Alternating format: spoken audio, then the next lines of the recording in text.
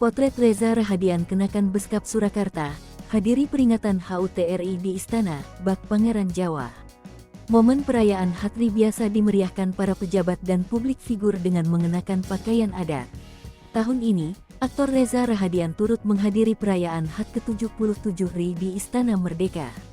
Reza Rahadian mengenakan busana adat Jawa Tengah, tepatnya dari Surakarta. Aktor yang pernah memerankan sosok B.J. Habibie ini membagikan potretnya di akun Instagram @officialpilares, Rabu, tanggal 17 Agustus tahun 2022. Reza Rahadian tampil gagah bak seorang pangeran Jawa. Pesonanya tersebut buat Reza Rahadian jadi trending di Twitter dan Google Trends Indonesia, Rabu siang. Dikutip dari akun Instagram sang aktor, Reza Rahadian mengungkap inspirasi pemilihan busana adat Jawa ini. Akun @officialpilares menyebut beskap yang ia kenakan merupakan hasil karya desainer Indonesia, Auguste Susastro. Setidaknya ada 5 foto yang dibagikan dalam postingan tersebut.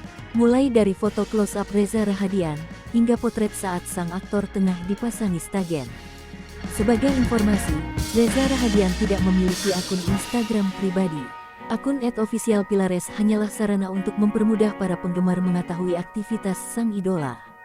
Sebagaimana dituliskan dalam bio, akun @officialpilares dihandle oleh pihak manajemen Reza Rahadian.